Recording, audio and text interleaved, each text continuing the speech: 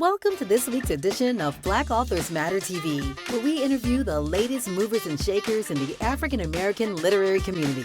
You'll meet some old friends, discover new ones, and stay abreast of the latest book developments around the country and even the world. So sit back and relax for the next 2 hours with Black Authors Matter TV co-hosts Gwen Richardson and Dr. Rhonda Lawson.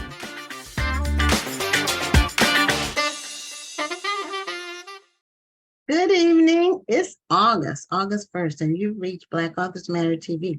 I'm Gwen Richardson, your host for tonight, and my co-host had a family, I won't say emergency, but it's a conflict, so she's not going to be able to be on tonight.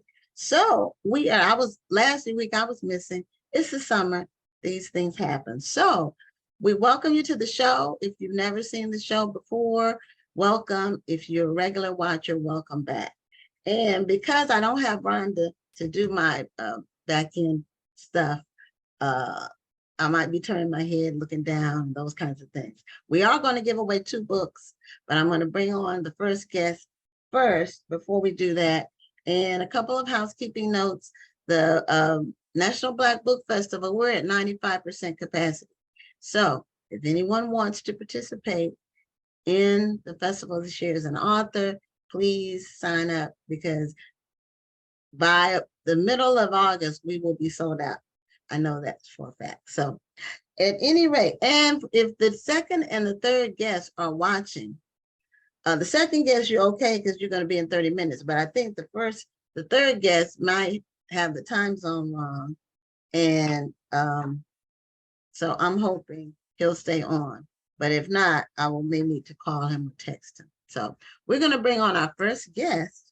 And tonight, our lineup is all males. And that's unusual. I don't know if we ever had all male lineup. If we have, it's been a long time.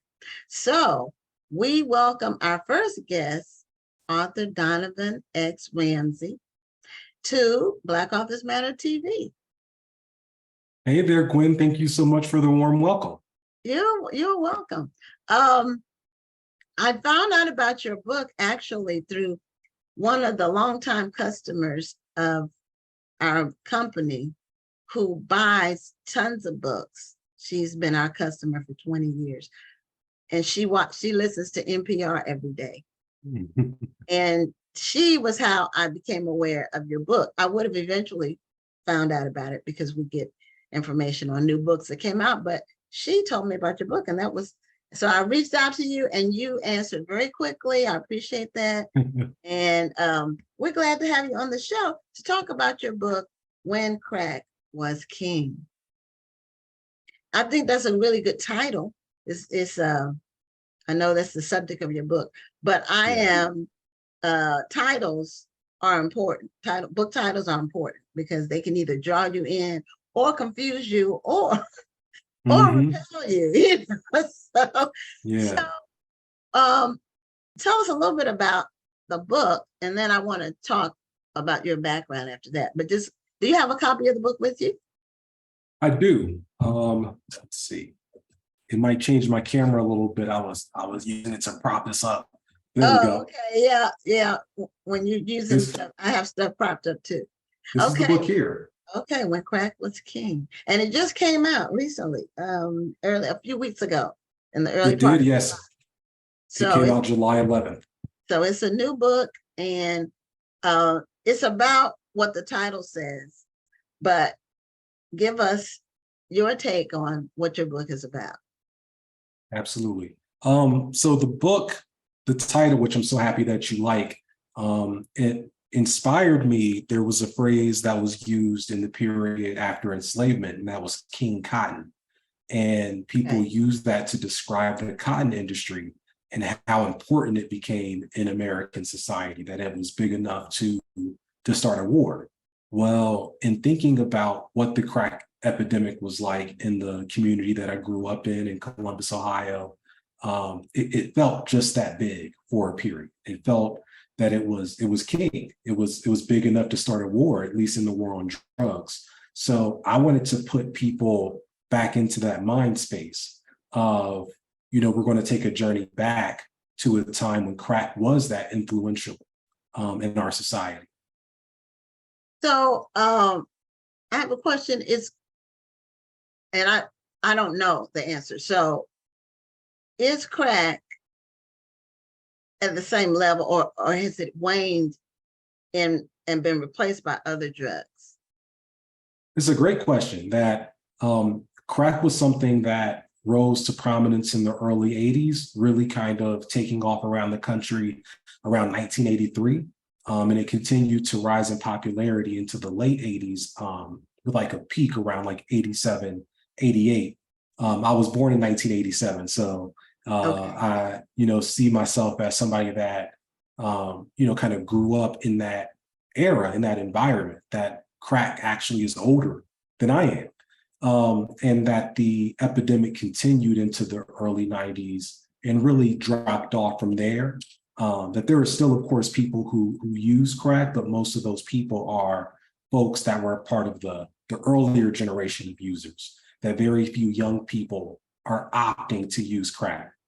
So experts have declared the epidemic officially over for that reason. Okay, I have a friend of mine that was a very close friend whose husband, and she was a professional, her husband was too, but he got hooked on crack, and he basically took all their life savings and their retirement, and just they went up in smoke, so to speak. Yeah. She ended up divorcing him, but he took everything they had, like all their assets were just gone. So it was real. And there's what's that? No, that was heroin.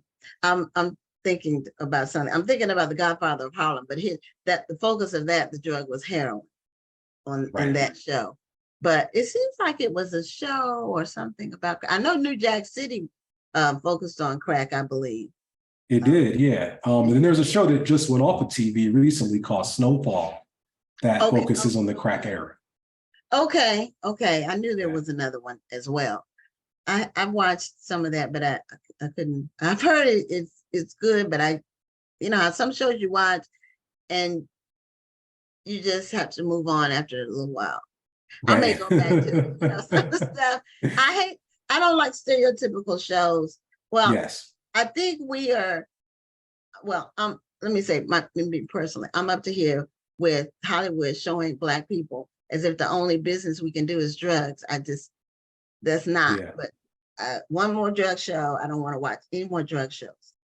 Yeah.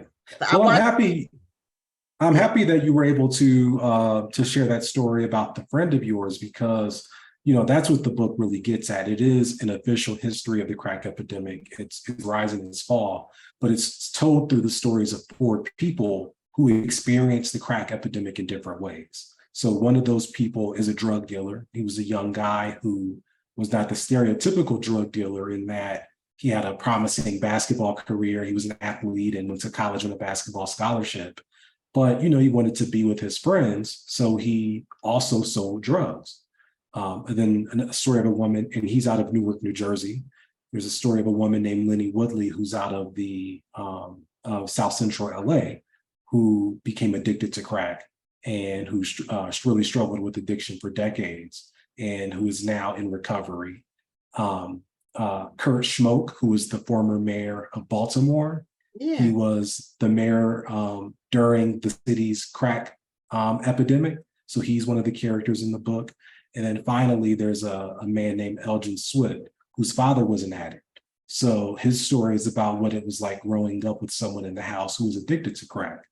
And I took that approach because I didn't want to do the stereotypical drug dealer, shoot 'em up, bang, bang story, because, that's not the way that the epidemic played out for most people, that most Black Americans during the crack epidemic were seeing it happening, right? Like to friends, to relatives, to just our community. And we survived that period in a different way than what's typically covered. So the book is an attempt to, I call it a people's history, because it's told from the experiences of people who really survived it, and not in a glamorizing or glorifying way, but to tell the story of a community before, during, and after crack. Wow. So what are some of the features of crack? Why is crack so addictive? Do you know the Yeah, science of why it's so addictive? I do. So, that was really important to me, was to write about exactly what crack is and what it does to people. Because you can't write about what happened, right, unless you understand that. So crack is actually chemically the same exact substance as powder cocaine, that if you were to put it under a microscope, that there is no difference. The only sort of way that it is different is the way that it's experienced. So because it was cheaper than powder cocaine, more people could afford it. And crack also, because it's smoked, the drug goes directly to the brain, much, much faster than it would be if someone snorted powder cocaine. So then the person gets high almost immediately, and but they only stay high for a short period of time, where people who had used powder cocaine were able to stay high longer from that drug. So folks that use crack would use it, they get really high, but then they'd have to use it again and again and again in order to stay high. So for that reason, the drug seemed more addictive because it was something that people binged. But it would be no different than, it's like a person eating junk food. You have like a real meal, so to speak, right? That, you are satiated. But if you're eating, garbage, you're going to keep eating garbage. It's similar in that sense. Okay. Another movie that came to my mind that was about that had crack in it was Jungle Fever. I don't know Oh, if yes, Jungle Fever. I think it was Halle Berry's first film. it was. Yeah. Crack addict in there. Yeah. And Samuel L. Samuel Jackson. He was Yeah. really he played that part really well. He's good at the over the top, like anger, or just over the top. He's good at those roles.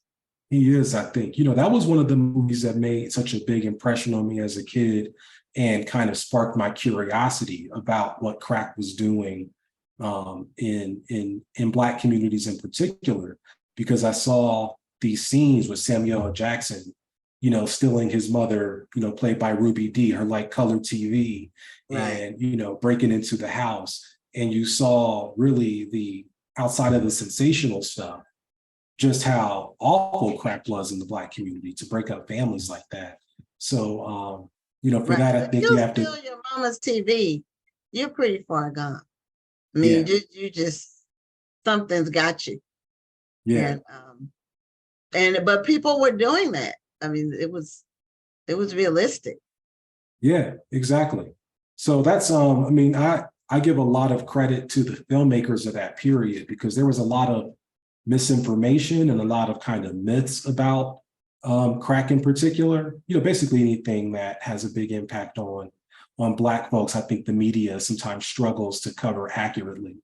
And it was mostly Black filmmakers, like you mentioned, New Jack City. That's Mario Van Peebles. You think Right. about Spike Lee with Jungle Fever, somebody like John Singleton in movies Yeah. like Boys in the Hood, that Right. they were able to put a real human face to the crack epidemic and to its consequences, really. Yeah, they were. Do you have any personal experiences with crack addiction or people who are addicted to crack? Not you personally being crack, I mean, Yeah. but were you personally touched by it? I was, yeah, that, I'm blessed enough that, no one in my immediate family struggled with addiction, but, I have cousins that were dealers and, an aunt and an uncle that struggled with addiction for years. And I think that their addictions, even once they were in recovery, ultimately led to their premature, deaths. That drugs like cocaine can really impact your heart and your vital organs. And a lot of people, even after they are in recovery from cocaine addiction, sometimes have shorter lives because they have heart problems and other things like that. But aside from that, I grew up in a neighborhood that was really hard hit by crack, with my mom, who was a single mom, and my two sisters. So a lot of my earliest memories are, my mom dragging me down the sidewalk saying, don't look over there, because there's something going on that's none of your business.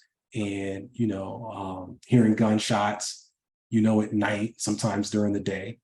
All of that stuff had a really big impact on me. And I think made me want to write a book like this. Well, I think your book is a very important one, and one that's timely in that we're far enough away from the actual crack addiction when it was intense to where we can look back on it. Yeah. Unemotionally and analytically to a certain extent.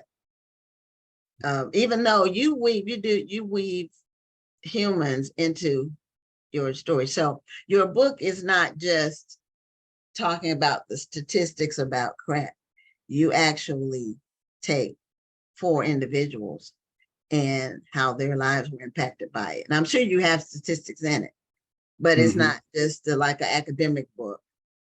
It's more of a, I don't know how to say, well, it's nonfiction for sure, but it's one of those books that teaches you about something without being preachy. Yeah. That was the goal.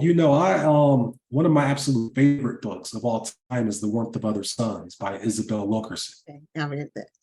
And I tell folks all the time, isn't it so good? It takes this really important period of really American history, but also Black history, which is the Great Migration. Yeah. And it tells that story between these 3 people that represent the major streams of migration. And for me, when I read that as a younger journalist, it filled in my understanding. It was, it kind of, when you're coming up in school and you're learning Black history, you learn about, slavery, maybe you learn a little bit about Reconstruction. Now, maybe you learn a little, well, I'm saying all this now, but it's all changing, right? That, hopefully you learn a little bit about the Civil Rights Movement.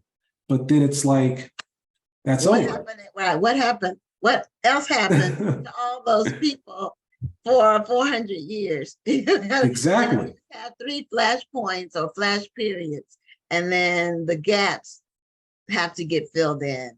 And this is one of the purposes of this show, is to bring on people who are filling those gaps. And so you're the first guest we've had, and we've interviewed over 500 people in the 3 years of this show.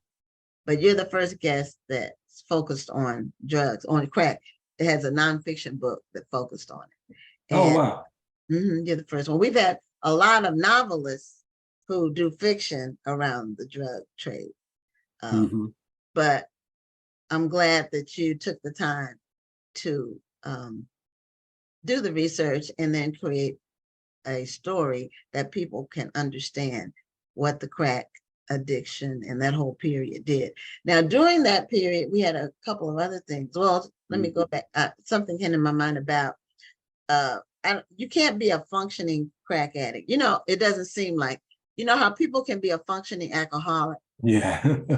But it doesn't seem like you can be a functioning crack addict because you have to be constantly getting high. Yes.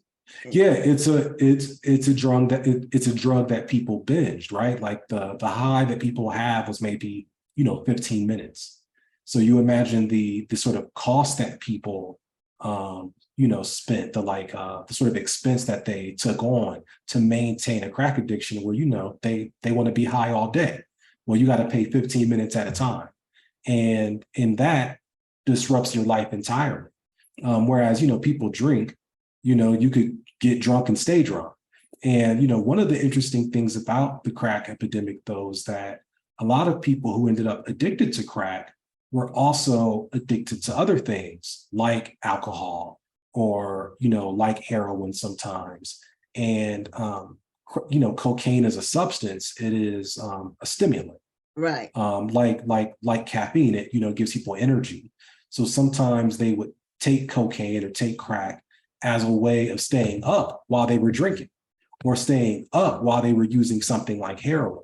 Okay. So, it was a very complicated drug that people use for lots of different reasons. But when I think about what would make people use a drug like crack, and when I did my interviewing and I asked the question, what I found was that that generation was really dealing with a lot of devastation and a lot of disappointment from where they expected to be given the civil rights movement. And there was a lack of progress socially. There also happened to be at that period this era of deindustrialization where a lot of jobs were moving out of cities. So people who could have, in places like where I lived in Ohio, could have went and worked for an auto manufacturer, that job didn't exist. So people had a lot of spare time.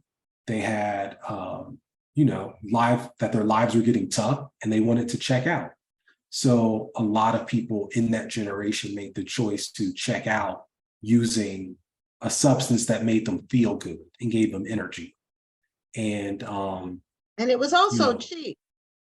And it was cheap. Yeah, it was cheap and it was everywhere. Yeah, but you had to get it every 15 minutes. So it really wasn't cheap in the long run. But right. Each individual dose was cheap. Exactly. So a lot of people got hooked and they stayed hooked. Now we have some comments and questions from the audience. So One of them is a comment.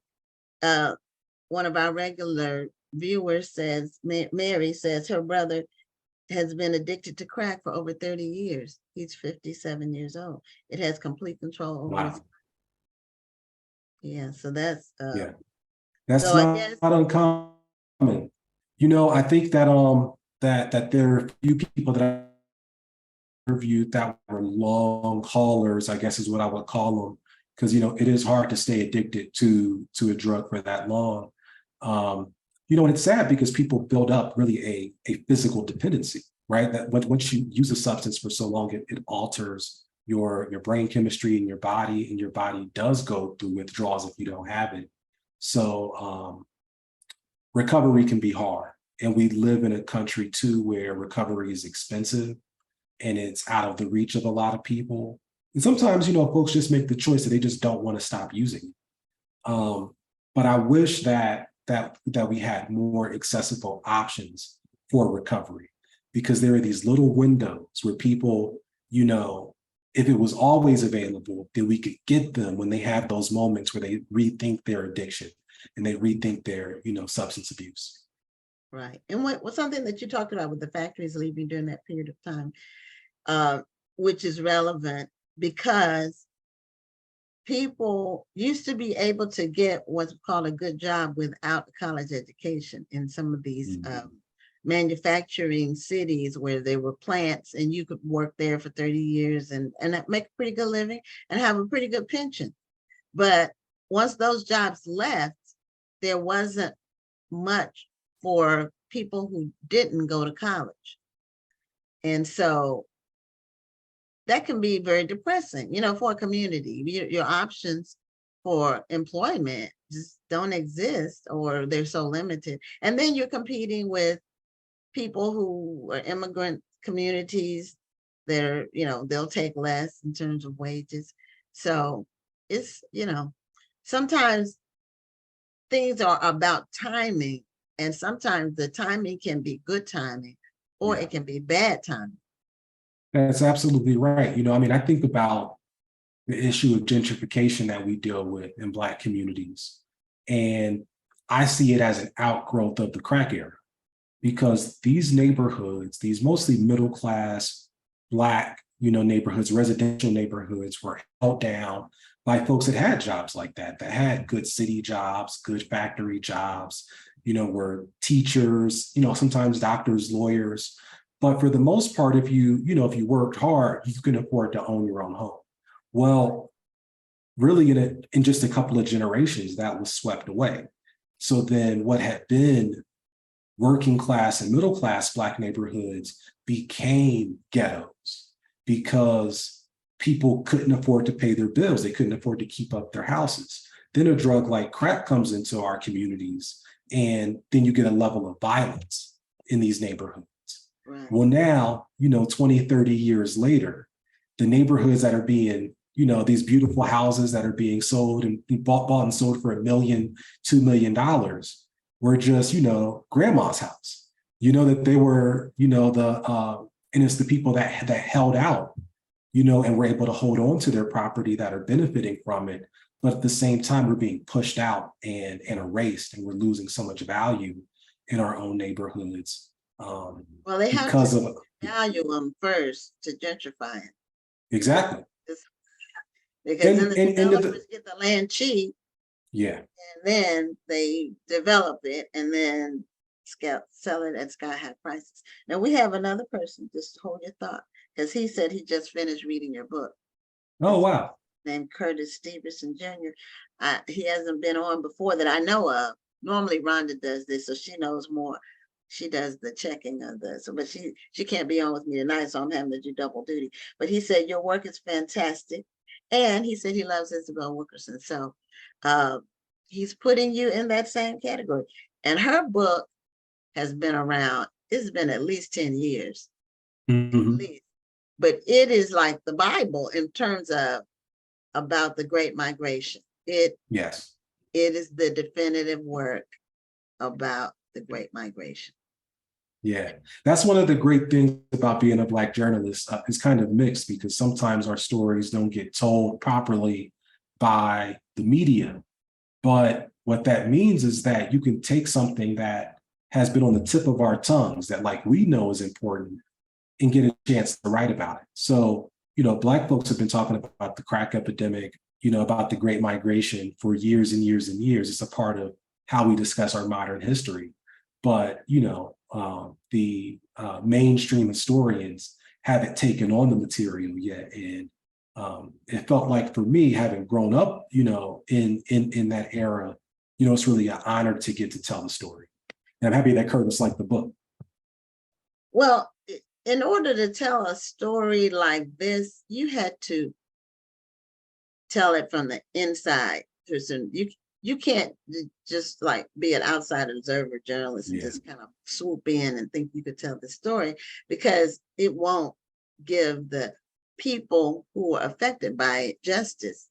It won't, because you don't even understand that culture or the community or the people or their lifestyles or their challenges. You have no idea. And then it ends up being written in like a stereotype, like using stereotypical information or images, and that's not good.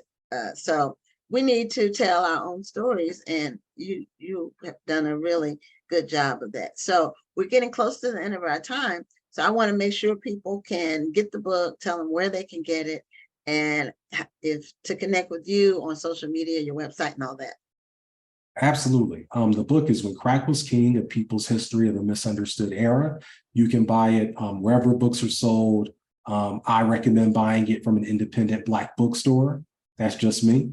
But, if you got an Amazon Prime account, you can buy it from them too. I'm Donovan X Ramsey across all social media.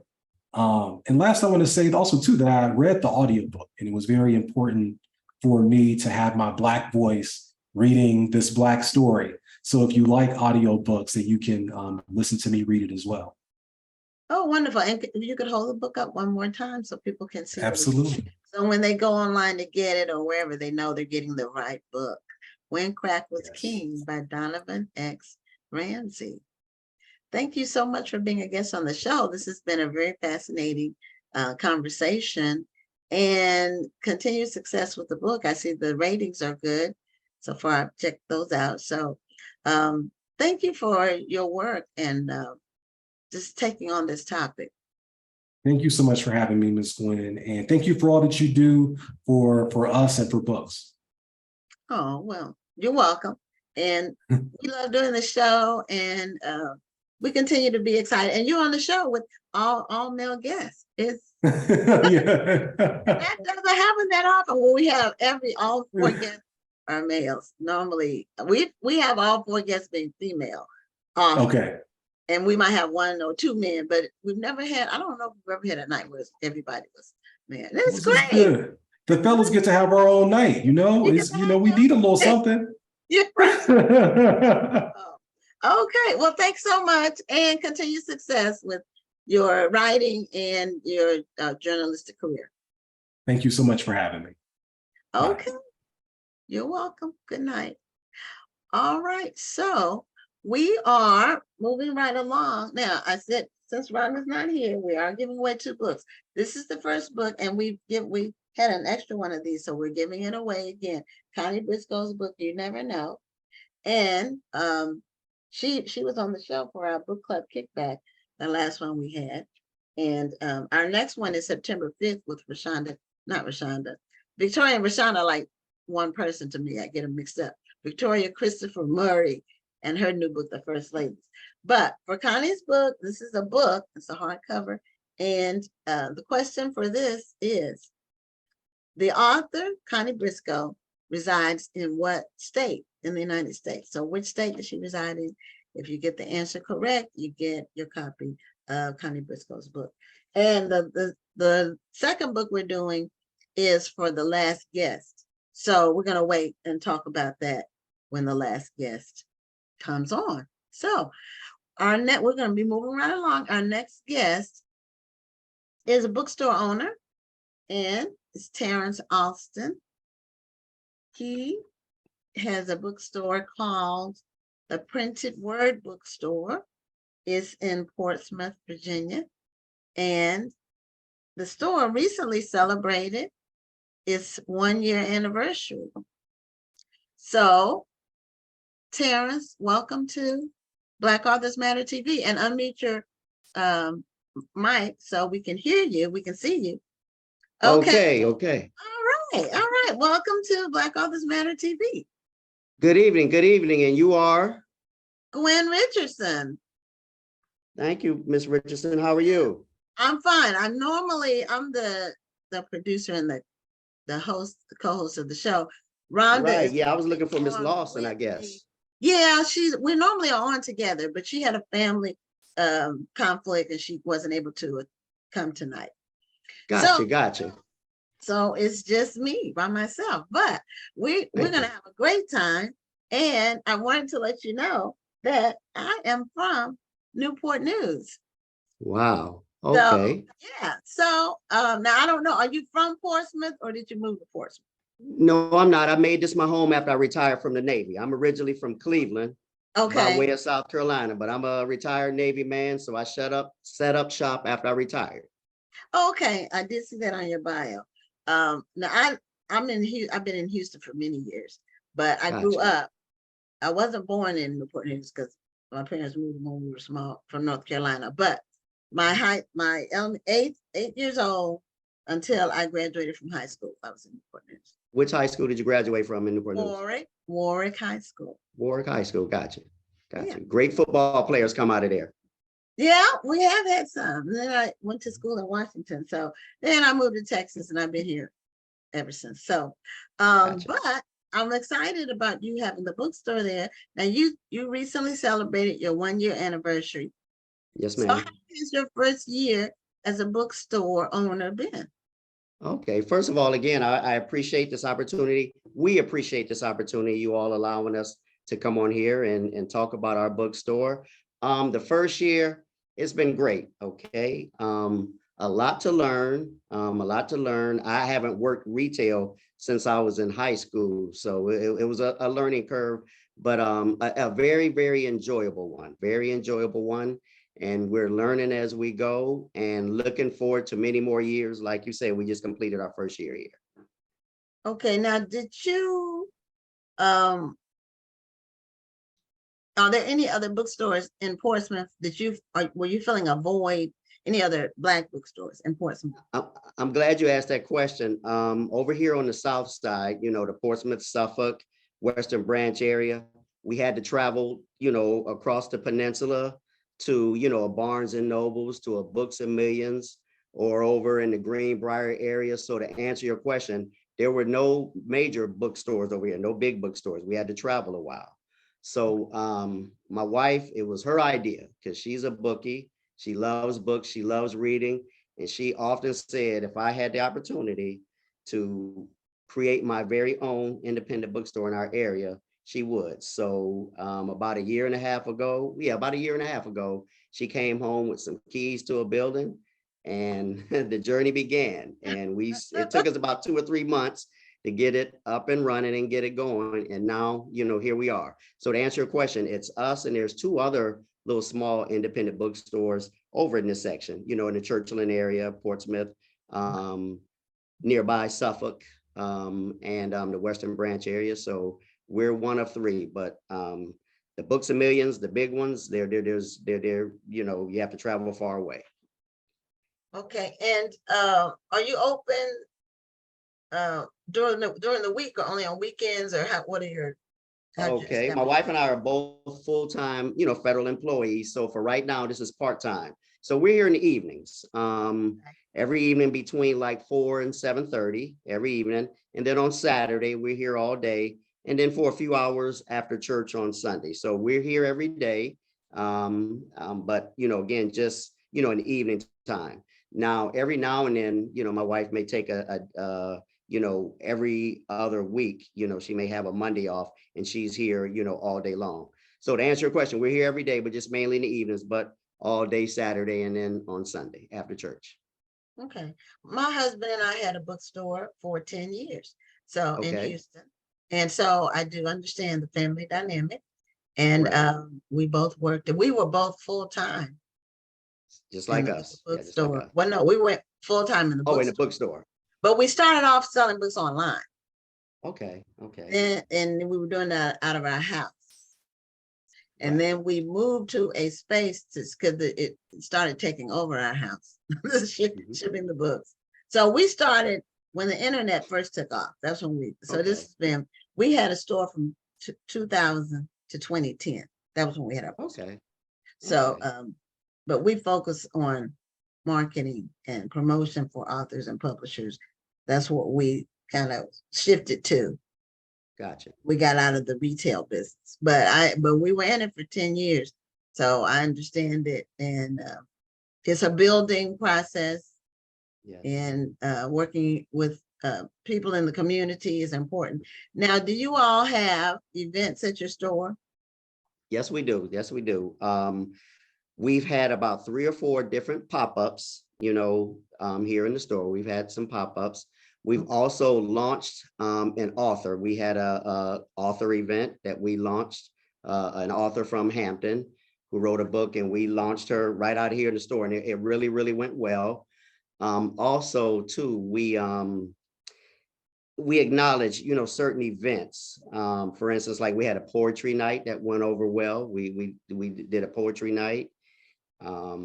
Also, too, we're trying to get some reading clubs started, because we have a couple of book clubs that meet here, use our store and meet here. But the biggest thing we have going is story time.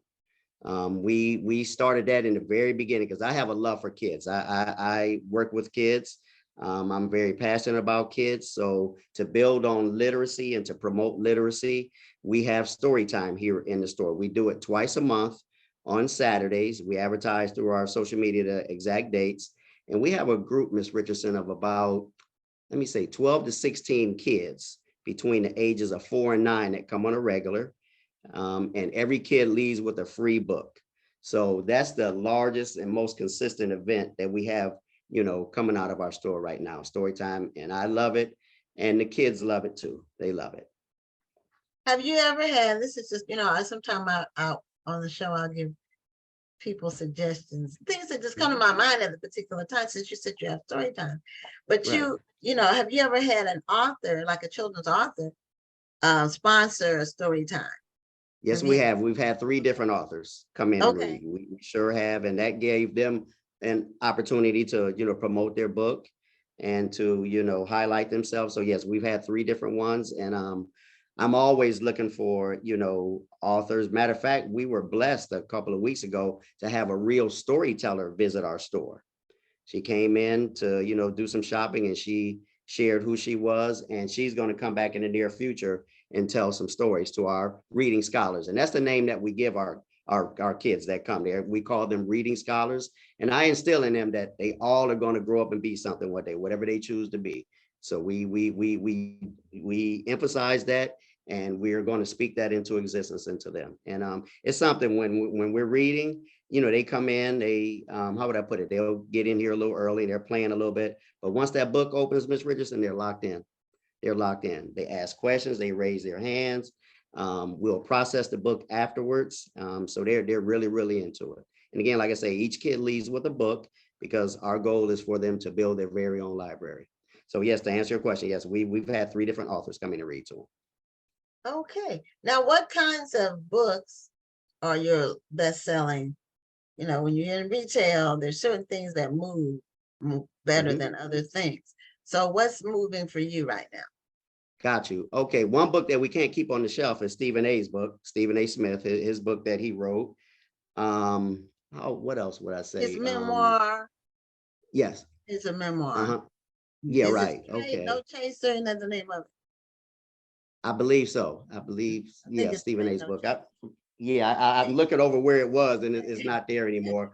Okay. But yeah, but his books, it is something. Of course, we're Black owned, and the majority of the books that we have in here are books that look like us, but I have a very diverse crowd that comes in here. So we have something for everybody. We have fiction, nonfiction, children's books, self-help books. We have some old classics. We even have a section of banned books, books that are banned that, get folks' attention. So we have something, for everyone. Because again, like I say, a lot of people that don't look like me come in our store. So we have something for everyone. Well, I tell people about the whole banned book thing. The books aren't banned from the earth.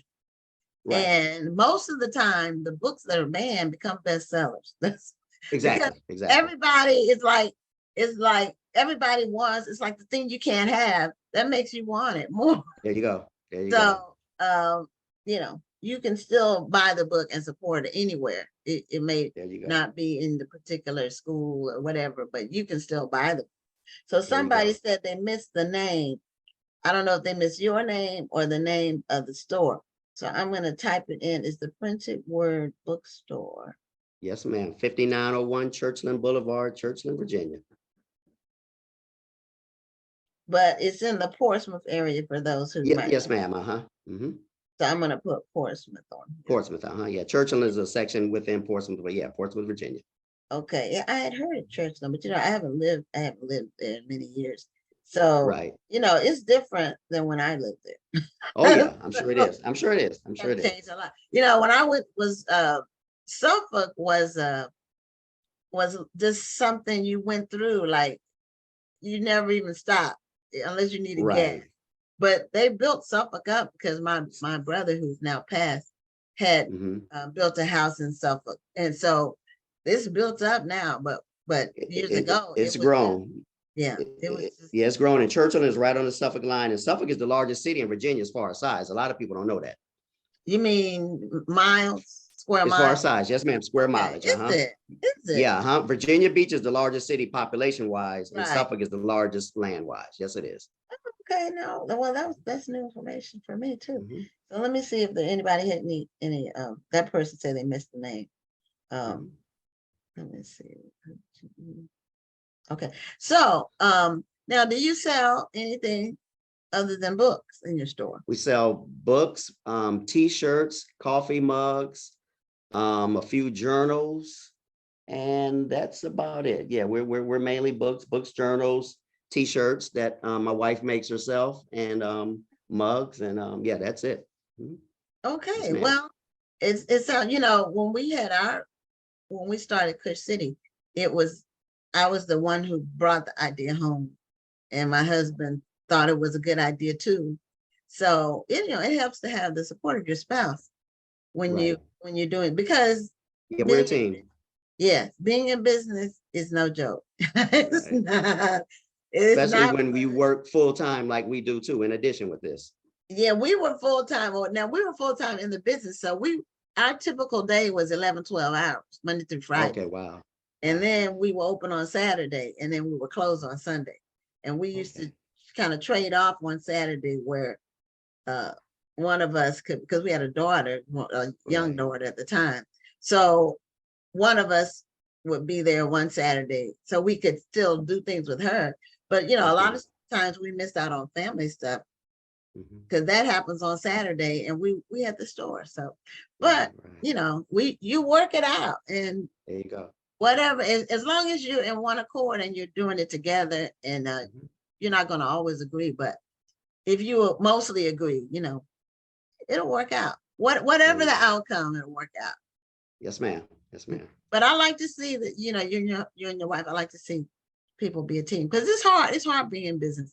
And if you don't have a supportive spouse, I tell women this: if you go in business, it's better to be single than to have a spouse that doesn't support you in business. Right. Because having them pulling in a different direction when you're trying to do business is, you know, it's not fun. So, Right. now you were in the Navy. You retired from the Navy after 30, was it 32 years? No, I did 23 years, 23. See, I had switched up. I had 32 instead of 23. And that's still a long time. Now, Rhonda, who's my co-host, she's retired from the Army. She's a sergeant. Okay. So, and she, I think, was 21 years. Okay. And she still works for the federal government. Just like me, I still work for the federal government too. There you go. Okay. So you didn't retire from work. You just retired from the military service. From the Navy. Yep. Took the uniform off and then put on a suit jacket maybe a couple of months later doing the same job. Now, was your wife in the military as well? No, she was not. No, she's not. Okay. Just me. Just you. Okay. So what are your plans like?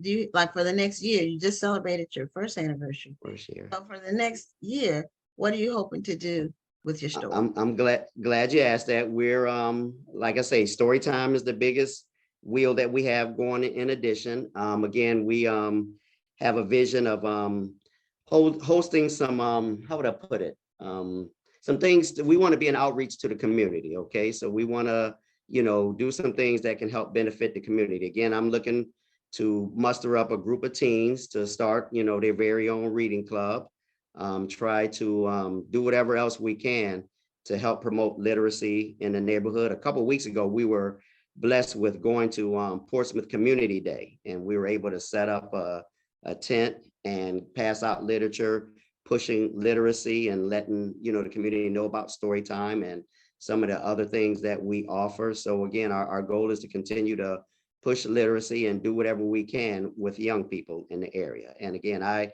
vision trying to get a couple of book clubs going for teenagers and middle school students where they would come here and read and have their meetings right here out of my store. I had something in my mind and it left. That's a question I was going to ask you. And also too, some author events too. We like to do some more author events, you know, authors that, you know, have their book, let them use this platform to launch their book, do a book signing. And again, to help promote them too, as well as so folks will know where we are too. We're in a great location here in Churchland. We're in a great location. However, we don't have much foot traffic where we are. We have a lot of street traffic because we're off a street, but not much foot traffic. So this is a way so people can know where we are by hosting events. Okay, are you in a strip mall or? Yeah, we're in a strip mall. We have a right next door to us. We, you know, have a couple of empty buildings, and then there's a church. So yeah, we're inside of a strip mall for right now. Okay, I remember my question. What is the Black population in Portsmouth? I would say it's about, I'd say about 60-40, about 60-40. And the 60% Black, 40% white. Is it that much? Is it that yeah, high? It is. And it's this is Coast Guard. Portsmouth is known as a Coast Guard city. Okay. So the Coast Guard is, you know, here. And then you have Norfolk Naval Shipyard, which is in Portsmouth, you know, is here. And then you have the Naval Hospital. So it's a very diverse community made up a lot of with a lot of military. Right. Yeah, a lot of military. You know, the Naval Hospital, the Coast Guard base, and then Norfolk Naval Shipyard, the Portsmouth branch. And then, you know, in Norfolk, you got the world's largest naval base. And then over on the peninsula in Langley and Hampton, you got Langley and all of that stuff, the Air Force. So it's a lot of military here, a lot of military. Yeah, it's a lot in the Tidewater area. Yes, it is. You know, I'm trying to remember Fort Eustis. And then Fort Eustis, yeah. And then Langley is the Air Force. Langley. Okay. Mhm. Then, well, then you have the ship, is the shipyard still? Yeah, Newport News Shipbuilding, that's in Newport News, and that's the biggest employer in the area, shipbuilding, Newport News Shipbuilding. Okay, now it was the biggest employer when I was in high school. So Okay, it's been the biggest employer for a long time. right, yep, When I was in high school, the shipyard was where everybody, all the men worked. Some women too, but not on the ships, But the dads, like my friends' dads, right, my dad was a right, pastor, uh, but okay, um, of Zion Baptist Church is in Newport News. in Newport News, okay, And then my brother was a pastor too, but they're both passed now. Um, okay. so I have a brother still there, but When was the last time you've been to this area? When was the last time you last time traveled I here, went visited here? to there was when my father passed away in Okay, January of 2021. He got COVID. He okay, was in a nursing home and got COVID, right, and that was the last time I was there. So it wasn't a long trip, and right, so, but I did get to see, because my father was at the time we were growing up, our church was the biggest Black church in Newport News. And so he was okay, active in civil rights. And so he was very well known and regarded, in the area. It's very, um, right, yeah, the last name was Day, Daye. Richardson is my husband's name. So, but um, he, okay, when he passed, the yeah, outpouring was okay, so strong of well wishes and just people who were sharing memories.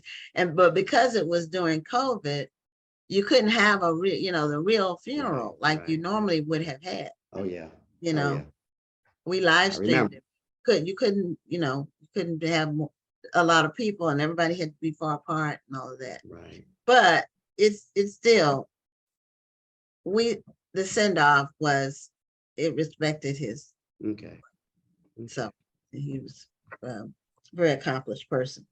Okay, gotcha. so I had another question about uh it was a Black population and poor. Oh, have you ever thought about selling Greek items in your store Greek items? for the Oh, fraternities and sororities? fraternities, yeah, yeah. Uh, We've had a couple of items. My parents are Greeks. My mother is still an active AKA. Oh, My okay. 103-year-old grandmother is still active AKA. My father was a Q. So to answer your question, yeah, we've had a few, some items that are for the folks of the Divine Nine, as they call them. Yeah. And then I, have several friends that are Greeks that I've asked, like for right now, we're having a school supply drive going on, mainly for our scholars, but for any other kids in the community, and I've tagged with that. So to answer your question, yeah, if we come across something, we will, sell that, out of our store. Mhm. Okay. Yeah, that was something that was very helpful for us to bring in traffic. I'm not Greek and neither is my husband, but Mhm. we had a lot of Greek people, and then we were selling online too. So we were hearing Okay, from the Divine Nine online, and they would come to the store, right, and they would, especially when the lines crossed in the spring and the fall, right, they gotcha, would come in and they would spend it, and it wasn't they weren't price conscious. Let me say that. You could okay, when they were trying to buy a gift basket for one of their fellow uh right, sisters or brothers, right, they weren't trying to skimp on, price. So that's okay, something. And I know other bookstores that we've had over the years, we probably had 30 bookstore owners on the show. Like the mhm, show is 3 years old. We celebrated our third anniversary right, last week, actually. Um, gotcha, and we've had about 30 bookstores on the show over in that period from all over okay, across the okay. United States. Gotcha, gotcha, gotcha. And I had a couple of books in my store that they've sold that told the history of the Divine Nines, and those went off my shelf real quick. So, yeah. Oh, okay. Yeah, I think it's one by Lawrence Ross. Okay. Um, I think the title might be The Divine, Okay. that Okay. one. It's kind of thick. That book Right. is Yeah, it was. Right. okay. So it's just something, things that I hear from other Yes. bookstores that, that's working for them, and some doesn't work. Sometimes things don't work out. Things you try, you try things, Right. and if they don't work, then you Yes, we just do. Move on to something else. Mhm. right. So you have to do that. So now, have you ever thought about that? This is a thing now where a lot of bookstores are doing coffee and having some kind of beverage bars. And there's one bookstore in where were they were in Georgia. They did wine. Right. They combine wine with books. I think it's called the Library. They did wine labels and had wine tastings and discussed the book. Yeah, So yeah, we've seen a few of those, but we haven't thought about going in that direction because we're a little bit more kid friendly. okay. Yeah, Okay, yeah, yeah, yeah. So yeah, right. we're very kid friendly. Now in our store, we have a couple of tables. We have Wi-Fi and we have a little coffee pot. So we have people that come in on the weekends, some of our regulars that come and sit and do homework and stuff like that. But no, we've never thought about adding that to the repertoire. Because again, like I say, I'm a little bit more, kid friendly. But we've seen that work in other places. But for us, just like I have a little kids corner over there, and I got some toys over there. So like when Okay. kids come in, they go over there and play. So yeah. So I try to cater to them a little bit more. So Okay, well, that's good. There's some kids, instead of going to the library, some kids will go to the library after school, or there used to be a thing. I don't know. Now my daughter is not as 27. much anymore, unfortunately. Not as much It's sad. anymore. Not as Okay. much anymore. No, man. Okay. Yeah, well, a lot of them on Unfortunately. devices, they're on their Right. devices, whatever they want. But it's good that you've been able to get children to come in and consistently come in and have Yes. a program of activities targeted toward them. I think I enjoy it just as much as they do. I really do. When they come in, yeah, they come in and we have a little mat for them and we sit them down and we have a little opening. I task them with a little something and then we get right to the book. And most of the books that we read to them are books that make them feel good about themselves and books that look like them too. But then also too, they love the Berenstain Bears as well too. So we slip those in from time to time, the Berenstain Bears. Okay. And the Diary of a Wimpy Kid is what age? Yeah, we have those. I have those on my shelf. Okay. And Captain Underpants. Yeah, they love those. Oh, Yes, ma'am. okay. Okay. We had a gentleman on the show recently from the Barbershop Books, and they supplied books to Yeah, yeah, we're aware of him. Yeah, yeah. Good stuff. And He's got some good stuff. yeah, he said that was one of the books that he likes to do. The kids like was the Wimpy Kid, Diary of a Wimpy Kid. That was one of the titles that they really liked. Yeah. So we're at the end of our time. So can you let the people know again the name of the bookstore and where you're located and just your hours of operation, so they can, if they're in the area or they're going to visit the area, they can stop by. Yes, ma'am. Yeah, the Printed Word Bookstore, 5901 Churchland Boulevard, Portsmouth, Virginia. And then we also have an email address, and that's the Printed Word Bookstore at gmail.com.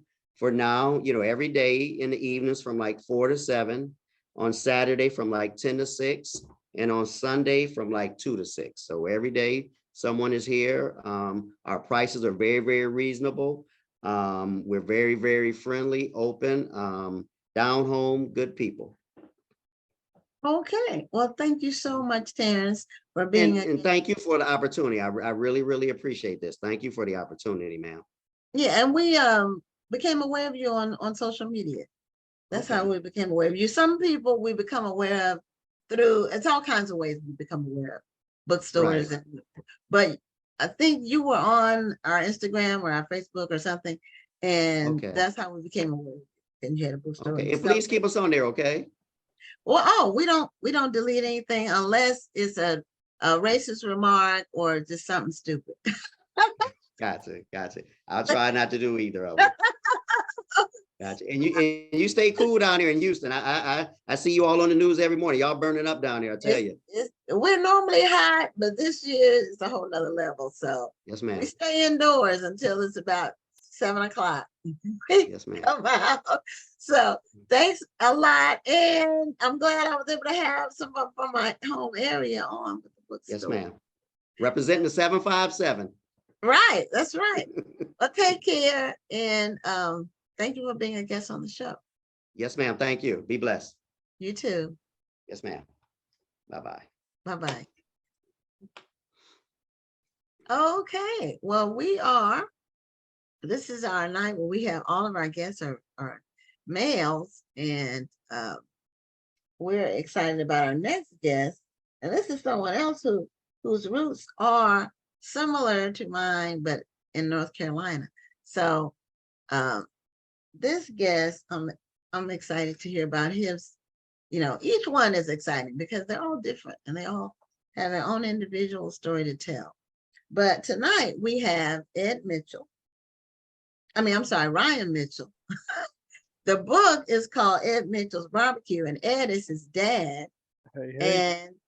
And he does barbecue in North Carolina. It's a long history. He has a book called Ed Mitchell's Barbecue. So welcome to Black Authors Matter TV. Thank you for having me. How are you doing? I'm doing great. Great. I wanted to let you know, I was reading your bio and about the book. First of all, I became aware of you from one of our longtime customers that buys books from us, even though we're not retailers anymore, but we can still retail books to this customer. She heard you on NPR. She listens to NPR, and she'll tell us about authors she heard that were exciting and interesting. And she's actually has roots in North Carolina. And both of my parents are from North Carolina. Okay, all right. That's a blessing. Yeah, I grew up and I miss the North Carolina style barbecue because Texas barbecue is different. Very, very different. Very different. Very different. And it's different in different parts of the country. Right. So that's your picture of you and your dad behind you. Correct. Yes. And apparently this book, he wanted to collect the information in a book to share with other people, I'm assuming. Oh yeah. I mean, it's really a life narrative mixed in with a few recipes and some things that we grew up on and some things that kind of shaped our career. All of our stories, surrounded by the foods that we kind of grew up on and that are native to North Carolina. So we wanted to put all of that in one. So tell us the story that you had in the beginning about your dad's mom. Was that? Yeah, that's my grandmother. Yeah, for sure. Your grandmother, and how you all started doing barbecue. First and foremost, we represent over 150 years of barbecue legacy here in the North Carolinas. My grandmother is number 34 of 36 children by my great grandfather. So, I always woman. No. Two wives. That's probably listen. That would be in the Guinness Book of World Records. Almost, but listen, he fathered 36 kids, 2 wives, and that's probably the most impressive part of his story for our family. But I always reference that so people could kind of just get an idea of the type of hospitality and the type of lineage and agriculture and barbecue that ran through our family all the way up through me as representing the current generation. But my grandparents owned and operated a little small grocery store in Wilson, North Carolina, for about 10 years. And then my grandfather passed away. And my grandmother's love language is cooking, feeding people, feeding the church, and feeding the neighborhood. And so we kind of got into the barbecue business really just, from a place of pain, from a place of passion, and just trying to keep our family business kind of going. And so we just cooked the hog one day that was, very routine for something that we would do in our family. Whole hog barbecue in the Carolinas represents a multitude of things. It was survival. It was, celebration, the end of tobacco season. All of the sharecroppers and families of sharecropping would cook a whole hog as a means of feeding large groups of people. and also just a means of survival. Waste not, want not was the mentality when it came to mastering the craft of cooking whole hog barbecue. And so, grandfather passes away. We decided to cook a pig one day just for family dinner. And a customer comes in, not knowing that the food that was on the counter was actually just our dinner for the end of the day. So he buys a few juices and a few beverages and asks for a sandwich. And my dad says, hey man, that's just mom's family dinner, because her routine was to cook dinner inside of the grocery store before her and my grandfather would go home for the day, right? So when they would get home, all of her, the food and everything would be done. So we just trying to keep the same routine, just keep her going, keep her happy, keep her spirits up. So the customer takes a sandwich. We give him a sandwich. My grandma's like, just give him a sandwich. He'll be, don't worry about it. No charge, right? So he goes off into the neighborhood and kind of tells the neighborhood, hey man, the Mitchells is selling barbecue up at their store. So about 10, 20 minutes later, we get all these little pulls at the door. We had already closed for the day. And these little, rings at the door was, we jumped up kind of almost alarmed, like who's, somebody trying to break in. And so, but it was customers who were asking or had heard that we were selling barbecue. And so my dad looks at him and is like, man, no, we don't got no more barbecue. My grandmother kind of stands up, and I was a little guy, back then. And she says, just tell them we'll have some tomorrow. And so the next day turned into 10 customers, the next day turned into 20, next day to 30. And then here we are on this road, kind of a ancestral path, of continuing the craft, that we didn't really even write a business plan for or even have any intentions on getting into. And so we kind of tell that story throughout the book, and how we came to be. Well, that's an amazing story. But good food, news about good food travels. That's right. People That's are right. always looking for good food. True that. True that. And the North Carolina style barbecue is also in Virginia, because that's where I grew up, in Virginia. Mhm. But my parents are from North Carolina, and my extended family is all in North Carolina. They were all of them. I had a big family, not as big as your grandpa. Great grandfather. Yeah, he was. But we did it at one time. We did a count when I was like a kid, like 10 or 11 or 12. We Mhm. counted our first cousins on both sides, and we had 65 first cousins. Good God. Yeah, that's Yeah, hey, it's a big, it was, so, people had big families back then because they big worked the family. land. That's right. That's You know? right. My great grandfather, he was a sharecropper. He, was fortunate enough to get a few of his 40 acres in the mule, not all of them, but he was fortunate enough to get a few of it. And the running joke amongst my grandparents, so my grandparents have 3 sons, my dad and my 2 uncles, and they only have 1 child apiece. And so the running joke in the family was, hey, uh, my grandfather, uh, his method of birth control was telling my dad and my uncles, like, listen, you guys are some kin to everybody. You know what I mean? So, Well, you you got know what? you I gotta got be careful. I got Mitchells in my family on my dad's side. I just Man, you never know. You never know. So it worked for the most part. They only got, And we they're in went. North Carolina, in that part of because my parents both, the Yeah, tobacco, that was yeah, the crop. that And was my the parents crop. both picked tobacco Yeah, when they were growing up. And my yeah. dad's family sharecrop, but my mom's family, he owned, her Hmm. dad owned his farm. They were in Wow, the city. My dad that's was in amazing. Hillsboro Yes. and my mom was in Memphis. Yeah, yeah. I'm right near, We right, were right up the right in street. there. Yeah, Yeah. right around the corner. Yeah, that's amazing. Yeah. We do, throughout the research we had to do on the book, we were just, I think that was one of the most amazing parts of us trying to get all of our stories together, is that, man, you just are so, we don't know the history and the legacy of how many of our people actually really did own land and really did have things, and so we uncovered so many of those stories about Black culture and great grandparents and grandparents who really did own stuff and they had land and they had their own stories.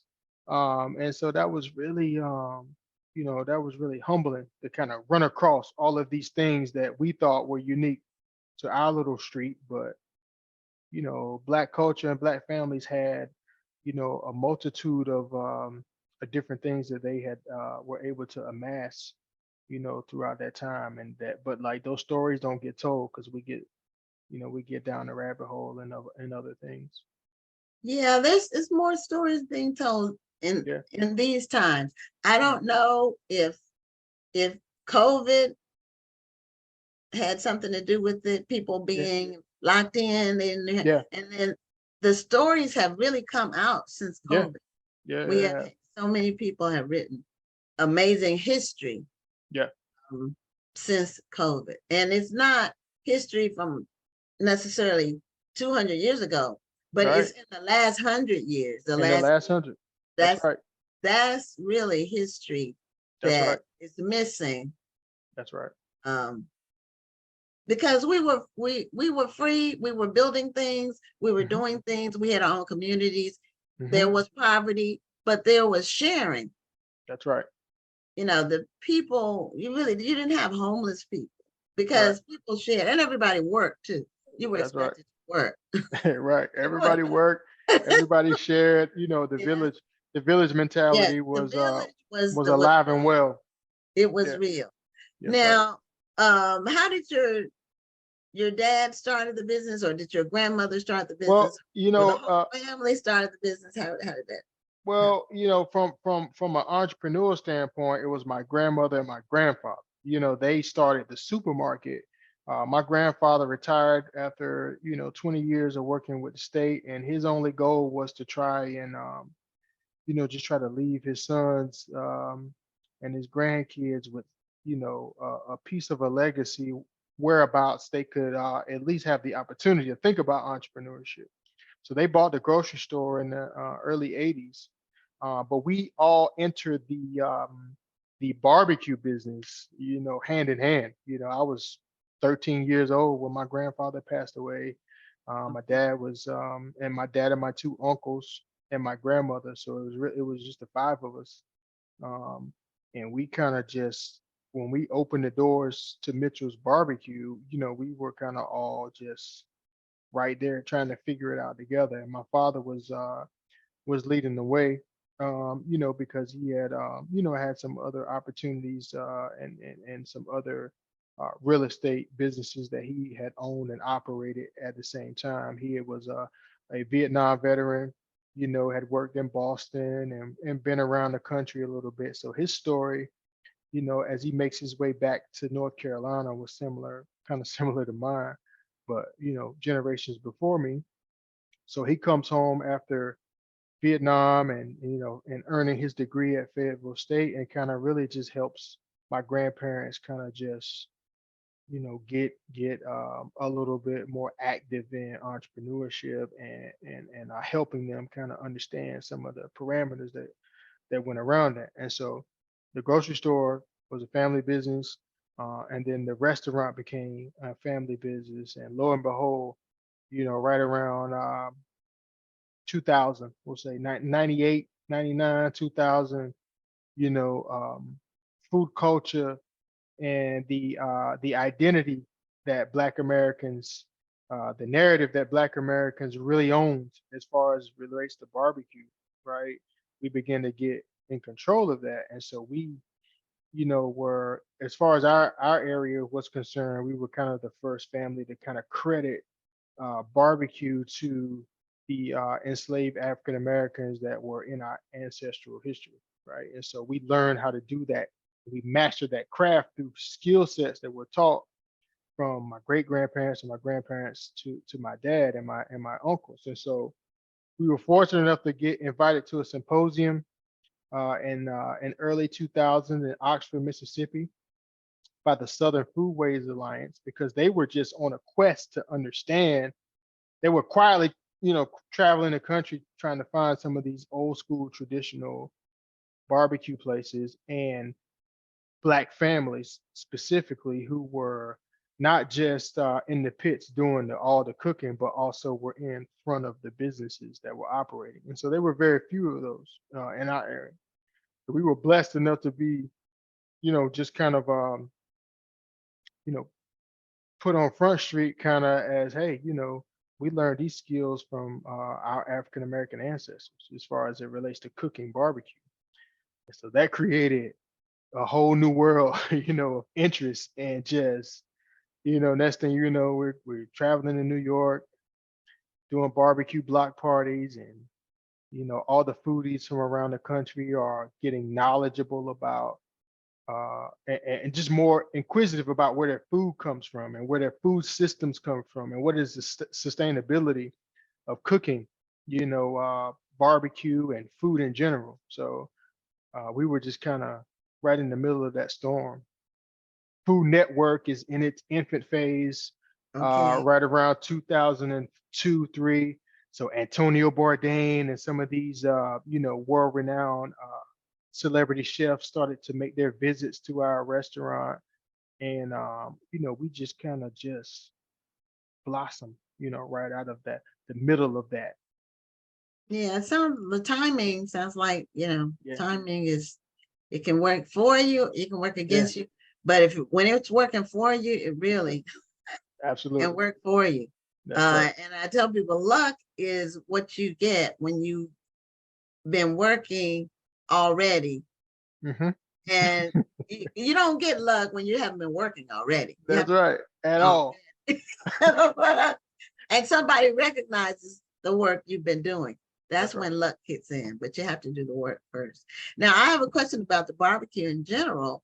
Yes. North Carolina barbecue is different, like I said, from Texas barbecue, for example, or there are other types of barbecue Mhm. in other parts of the country that are completely different. It's based on different, like Texas is the cow. Correct.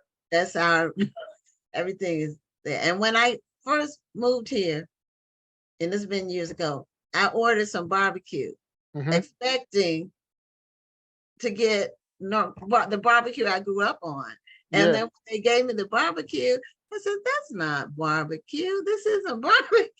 Yeah. Yeah. It's different. So tell us about North Carolina barbecue. You don't have to tell us their secrets, but just Yeah. tell us some of the differences in the way Yeah. it's So, prepared. so again, if we get back to the origins of it, to be quite honest, beef, chicken, pork, all of those things were mastered by our enslaved African American ancestors on the coast of Carolinas and South Carolina and Virginia. Mhm. Now, what separated North Carolina was the fact that our economic engine just by default became the pig. Okay, and so whole hog barbecue cemented its place in our vernacular. You know what I mean? So like the beef, migrated its way out west because it was, it was just kind of, I guess, easier to grow out there, or either more sustainable out west. But the pig itself became a primary domestic and agricultural engine, for the South, specifically North Carolina and South Carolina. And so when it relates to barbecue, the size of the animal, the type, the flavor profile of the animal, and the meat that it was able to produce, and the amount of people that it was able to feed, and how easy it was to farm and to grow on the land, gave the pig an advantage as it relates to staying in the conversation about barbecue. So cooking the whole animal in the Carolinas, it outlasted every other piece of meat, as far as beef, chicken, pork, beef, chicken, seafood or whatever. The whole hog is we call in the Carolinas, barbecue is a noun. It is a thing. Yeah, it You know is. what I It's a mean? thing. So like we call barbecue, specifically chopped whole hog barbecue or pulled whole hog barbecue, specifically with Eastern North Carolina Right, vinegar-based barbecue sauce. right. Okay, so it Because has to. pulled pork is not the same thing. That's right. That's right. It's got to have the vinegar base. It's got to Right. have, because vinegar was a preservative. It was antiseptic. Vinegar had, I mean, 100 different ways to be ingested and used around the farm and around the plantation as it relates to serving, preserving meat and fighting off insects, certain bacteria, certain diseases. It was also used as a meat tenderizer, so many different things, right? So barbecue and the hog itself, we cemented our place because the animal, was able to provide, in so many different ways. We in the South, we say from the rooter to the tutor, Yeah. every piece of the every piece of the animal was used, and there's a recipe behind almost every entrail of the hog. And so that's what separates us. As you get further west, they start to cut off pieces of the animal, shoulders and just ribs, and different parts of the animal begin to be popular in other states. You get out, again, Texas, they use the brisket, the beef, and different parts of the animal. But the reason that North Carolina and South Carolina, remain, whole hog territory is because that animal was able to provide so many different things. Now, do you all have your own pigs? Do you all raise We pigs, or we do you buy we the? personally don't know. We Okay. partner, North Carolina A&T, North Carolina State University, our local farmers market here in Raleigh, North Carolina. We Okay. partner with a couple of different small farmers and universities, who grow and have, very sustainable agricultural programs. And so we buy from them, and we kind of promote, just, the raising of pasture raised, free range chop animals here in North Carolina. So we buy those animals to use in our restaurants, and also in our catering facility. So you have restaurants We- and you cater. And I saw, because I looked it up, because when I go to Virginia or North Carolina, Yeah. I buy some barbecue to bring back to Texas so I can have Yeah. something to eat. And I was looking at you on your site, I think is where I saw it, where you can order food from you all, and you all ship. Yeah, we partner with a national, we partner with a national overnight shipping company by the name of Goldbelly. You can look up our profile on there, Mitchell's Barbecue, Ed Mitchell and Sons Barbecue, and order our chop whole hog barbecue and a few of our sides there. But our current restaurant is in construction. We hope to be open, and the beginning of 2024. So we're excited about that. And then our barbecue sauces are in Walmart, Whole Foods, Harris Teeter, Sprouts, up and down the East Coast and on the West Coast as well. So we also pioneered a line of no added sugar barbecue sauces, vinegar based and tomato based. We have about six or seven. We have 7 different flavors in our barbecue sauces and our hot sauce.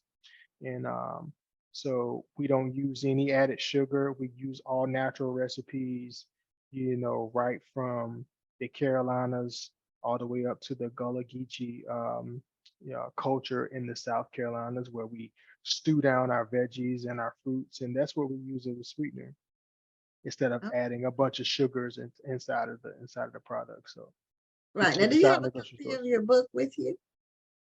Do you have a copy of your book with Yes. that you can show it? Because that way, because we haven't talked about the book that much, and in the last 5 minutes, we want to. I know, right? Hold on 1 second.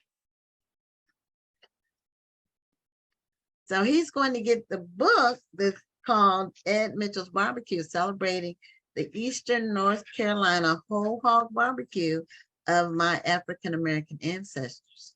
And so we spent the first portion of the interview just talking about his background and how his family started preparing the whole hog and selling it and all across. Now I didn't know he had barbecue sauces and all that. So that's good information. And he said, I'm gonna ask him to repeat the list of stores again. I know he said, I heard him say, I think he said Walmart, Sprouts, Harris Teeter, but I want him to repeat again. So you all who watch this interview can go shop and get a bottle of the sauce.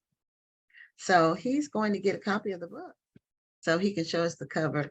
And then that way, when you go buy the book, and from what I understand, there are recipes in there as well as the history of the whole hog barbecue concept in North Carolina.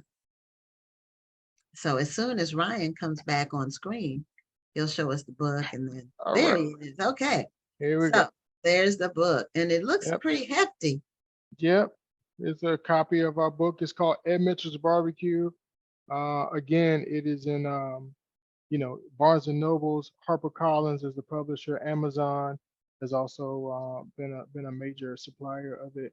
Okay. But you can find it in any of your local bookstores, your national bookstores. The Pitmaster edmitchell.com is our website. True May Foods is another website where you can get our barbecue sauces from. Okay, yeah, I was mentioning that when you were away, that you had the barbecue sauces in stores. Can you name those stores again? And what is it called, Mitchell's? What is it called? It's called True May. It's called the Pitmaster brand. It's called True May Foods is the name of the company. Okay. And we are bringing barbecue back to its roots. That's kind of the slogan on the bottle. Okay. And the Pitmaster bottle, you can't miss the bottle because it's got my dad's mug on it. So it's got got his face right there on the bottle. Okay. All So right. you won't be able to miss it. But we have Kansas City, Central Texas, Memphis flavor. We have Carolina Gold, Carolina Red, and a vinegar-based barbecue sauce, and a hot sauce. Okay. So, and you said which stores are they in? Our national accounts are going to be Whole Foods, Walmart, and Sprouts. Okay. Yeah, and then we're in, depending on what region you're in. If you go to truemayfoods.com and you go into the location section, you can type in your zip code or your area code, and it'll tell you every store that's closest to you that carries our barbecue sauces. Oh, good. And also you all ship food. I Ship saw that. food nationally, absolutely. We ship our order something myself. I saw that it really made my mouth water just looking at it. Yeah, please. We ship our chopped whole hog barbecue with all of our family recipes, and we ship our ribs, and we ship our collards, and we're going to also add our sweet potato souffle and our coleslaw up there as well. Yeah, so it ships overnight. Right. So frozen. Fresh frozen is what we call it. It's all smoked and seasoned, within the same day or within the same 48 hours. So you're not getting any old leftovers or anything, but it's cooked fresh, and we just have to freeze it so it ships that way. Oh, okay. It sounds like I said, I am going to be ordering. Now, in our final minute, you have recipes in your book. Yes. From what I understand, my customer that heard you, she ordered the book from us, and we shipped it to her. And then she's been telling me all these recipes that are in there that just look delicious. Yes. So just give us a couple example of. We have a couple of family favorites. Is our macaroni and cheese. That's my sister's family recipe there. My grandmother's I don't eat everybody's potato salad recipe is in there. Okay. Obviously we have our rib recipe, baby back ribs recipe, which is a recipe that my dad beat Bobby Flay with on Food Network. So we have some secrets in there about that. We also have the techniques of someone who's really interested in and learning how to cook the whole hog. We break down the techniques that is used to cook a whole hog for 8 to 10 hours. Okay. In there, we have a collard green recipe. We have fried green tomatoes, fried okra, a watermelon sweet tea on the beverage side. We also have desserts in there, which is going to be our carrot cake, our sweet potato jacks, which is turnovers in there. Okay. Then we have some simple family favorites of coleslaw, cucumber salad as well, baked beans. We have some traditional recipes in there that are going to cover, any family barbecue cookout that you got to go to. We also have an oven baked pork shoulder in there, which is one of my grandmother's old time recipes when she couldn't get anybody to go out in the backyard and put a whole hog on. She has a pork shoulder recipe that she would put in one of those old school pots and put it in the oven and overnight. And so those were some Sunday dinner favorites as well. Fried chicken as well. Okay. Well, we're at the end of our time, but All right. it's been a great interview. I'm glad I ate beforehand, but my All right. mouth is still watering. All right. All right. So Pick up the book. Pick up the book at Mitchell's Barbecue and order some barbecue as well, because you can get it already made and just eat it. So anyway, That's the easiest way. Right? yeah. So congratulations to you and your dad. Thank you. Give him our blessings and our well wishes, and continue success with the barbecue. Thank you so much. And we could be you. kin. I'm telling you, I got You never know. We got to do some research. We do. All right. Well, take care and you have a great evening. Likewise. Thank you. Okay. Good night. Good night.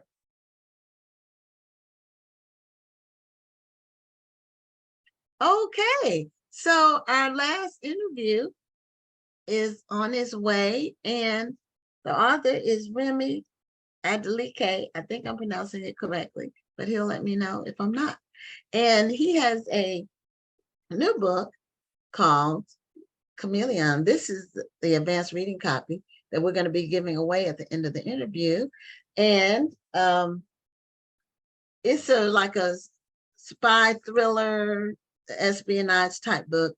And those are the type of shows that I watch. I don't really read a lot in that genre, but I could, because I really like the shows. So now, did I pronounce it correctly? Remi Adeleke, is that how it's pronounced?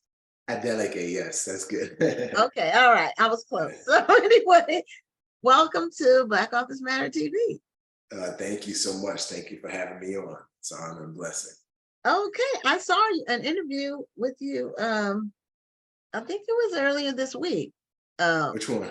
I've done a million of them. Oh, okay. I think it was on Fox. Okay, yeah. In the morning, I switch around into different channels. Yeah. And he's gonna be on the show. That's what I saw you. So I said, okay, he's good, because your book just came out last week, I believe, a week ago. Yeah, last Tuesday. Last Tuesday, so it's only a week old. And you are a former Navy SEAL. Mm-hmm. Yes, ma'am. So how close to your experience is the storyline in this book? Well, the storyline is completely fictitious, but I did pull the foundational points of the book are very closely related to my life. So I was a HUMINT guy, and the SEAL team's HUMINT stands for human intelligence. So I've gone to various intelligence schools and learned tradecraft and learned how to run sources and sneak in and out of semi-permissive and non-permissive environments, learn cover stories, all of that stuff. And so when I came up with the idea, I was actually overseas on a deployment, putting all of my training to use. And I was like, you know what, there's never been a Black protagonist quite like this in film or TV. And I was like, maybe it's because there hasn't been a lot of guys who've actually, lived in that world. So that's when I kind of put the story together, but it's very loosely based off of my background, but the storyline is wholly fictitious. Okay. Yeah, because I love that kind of show. Well, Jason Bourne, of course, those movies are among my favorites. 24 is one of Yeah. my favorite shows of all time. Yeah. And I've seen it multiple times because I love the intrigue and the fact that normally in those kind of shows, there's a lone guy Yeah. who knows what everybody else doesn't know, but they keep giving him a hard time, and he has to keep proving that he's right. And then they always need him for stuff, but they reluctantly give him credit, and then they snatch it away. So anyway, I just like the intrigue. I've learned a lot about what the government can actually do and what they are doing. That's what I'm learning in those shows and movies. Yeah. So this might be my. Now I'm not going to read this because I'm giving it away, but I'm going to buy my own. Is it a hardcover? Yep, there's a hardcover. I got 2 hardcovers right behind me, and I did the audio book read, and we have it in ebook. Did you read it yourself? Yep, I read it myself. That's wonderful. Yeah. Okay, well, tell me just a little bit about the plot in this book. Okay, so the plot follows our protagonist, Khalif Browder Kent, aka Kylie Kent. Khalif Browder. I'm sure most people from New York City know Khalif's story. He was falsely accused of stealing a backpack, sent to Rikers Island jail for 3 years, spent 700 days in solitary confinement. After he got out, because the judge dismissed his case because it was a bad case. Kent, aka Kylie Kent, and it follows him and his black box team. So black box is comprised of chameleon agents, which Kylie is a chameleon. They're people who are able to essentially become whatever character they need to become at the drop of a dime. It's all grounded in reality. They're great method actors. Then you have Nevaeh, who's the female protagonist. She's a ghost agent. She's able to get in and out of places like a ghost. And then you have another chameleon who's a part of the team. And then you have a win agent who drives all the vehicles to get them where they need to be. And so the book follows Kylie and his team as they try to find out the identity of a terrorist by the name of Orca. And Orca, he is essentially carrying, he's a South African guy. I won't give away his real name. People have to read the book to get the real name. But essentially what he's doing is he's manipulating worldwide stock markets in a very unique way. And he's trying to destabilize Western economies and make millions at the same time. And so our team has to find out his identity and then stop him from doing what he's doing before it creates a worldwide tragedy. I didn't want to do the typical plot where the bad guy has a nuclear bomb or biological or chemical weapon that he's going to release. I wanted to do something different, and I felt like more people can connect and relate to economic warfare now than they could 2 or 3 years ago because of COVID, and we're possibly going into a recession, and the price of gas and the price of bread and eggs and all of those things. A lot of people can relate to that. So that's the plot of the story, is essentially economic warfare. Okay, and crypto. The collapse of the cryptocurrency, which I never thought it was real. But people say it's real, but my question was, how do you get your money out? If that's not simple, then something's squirrely going on there. Yeah, that's right. That's why I don't mess with it. Yeah. So now, is this going to be a film? Is it already a film? You know what? I spent the day editing the film. It's a short film. I shot it back in June, and we've been going through editing, and today was our last day of editing. I'm going to release that short film hopefully this weekend as a companion film that goes along with the book. But it actually started out as a movie. I wrote a screenplay called Chameleon. It got picked up by a major production company. I went through about a year of rewrites on it. And then, long story short, a publishing house caught one of the screenplay and read it and said this would be an amazing book series. And so I kind of reverse engineered it and turned the screenplay into a book. So it is going to be a movie. My memoir, which is right there, Transformed, that's already got picked up with a major studio to be a movie. I've already turned in the script for that. So the process is getting transformed done first. Once we get that through post-production, then hopefully I can start on Chameleon and get that the actual big movie done, not the short film, but the big feature film. Now, normally people, you seems like you did it the opposite way that it normally happens. You did the screenplay first, and then they want to turn it into a book. And normally it's the other way. So is this is going to be a series? It's going to be a movie. Oh, so yes, it's going to be a book series. Oh, okay. So this is essentially book one. But unfortunately, I won't be doing a book with William Earl. So I'm like probably in the next week or so, will be my agent will be looking for a new publisher to publish book 2 and 3 with. Oh, okay. Well, yeah. as long as they come out. Yeah. So, tell us a little bit about your experience as a Navy SEAL. We don't often see Navy SEALs of the African American persuasion. And how many of them are there out there like you? How many? It's less than 1%. So it's less than 1% of Navy SEAls are African American. Okay. I was around the 50th in the history of the SEAL teams. That's dating back to its establishment in 1962, but you could even go back past that to UDTs back in the 1930s. So I was around the 50th African American SEAL. And it was a great experience. I mean, got to travel the world and operate at the highest level and do things that most people who come from who look like us don't get to do.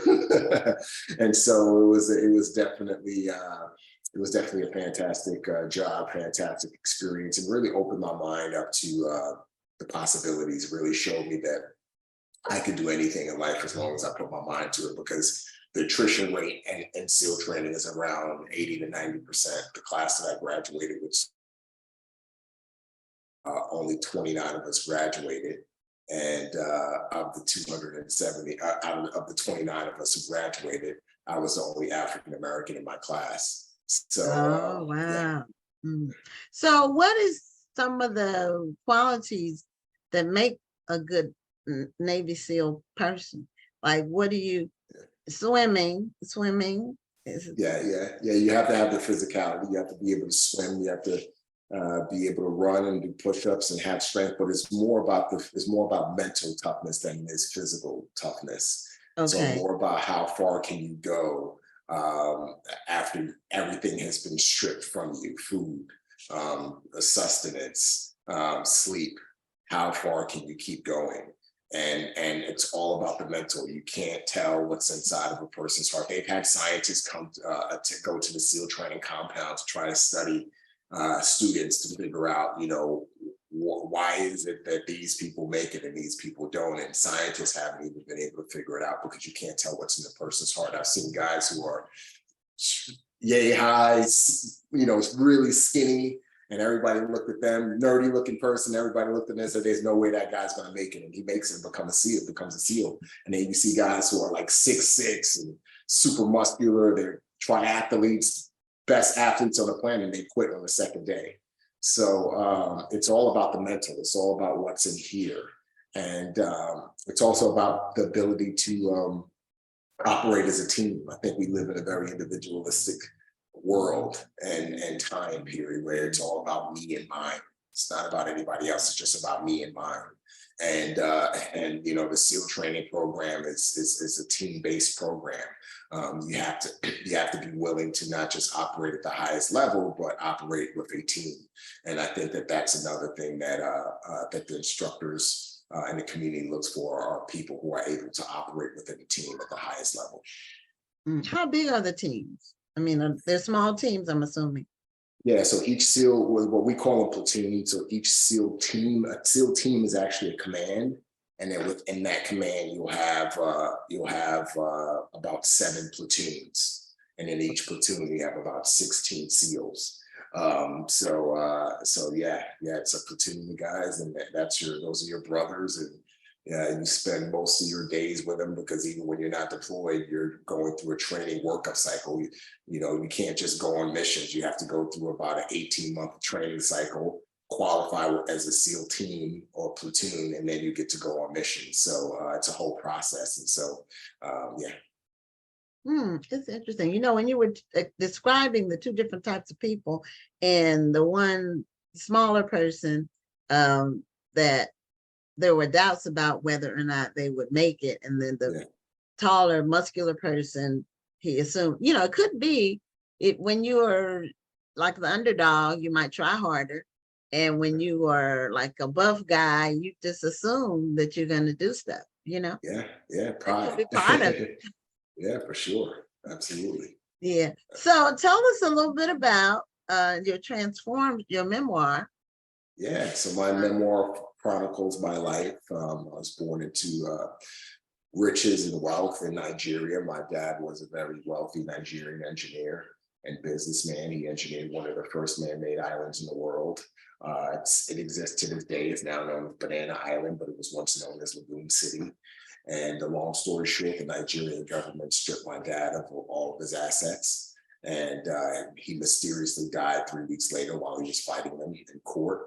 And my mother, being an American, decided to permanently relocate my brother and I to the United States because she didn't want to raise us in Nigeria. She didn't have a family, any family members in Nigeria. And my mom wasn't really accepted in Nigeria as an African-American woman by the locals. She was kind of looked down upon. I mean, tribalism is very prominent in Nigeria.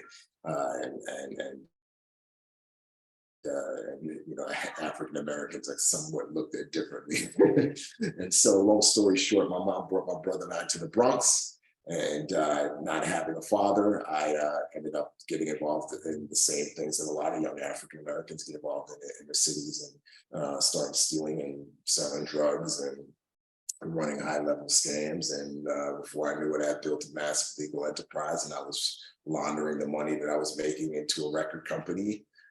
Ended up getting involved in a deal with a drug dealer that went bad. My life was threatened. My mother's life was indirectly threatened. And long story short, I got out of the game, joined the Navy, became a SEAL, and ended up finding a career in the film and TV industry after doing 13 and a half years in the military. So the book kind of chronicles all of that. So it's called Transformed, hence going from Africa, Bronx, SEAL teams, Hollywood.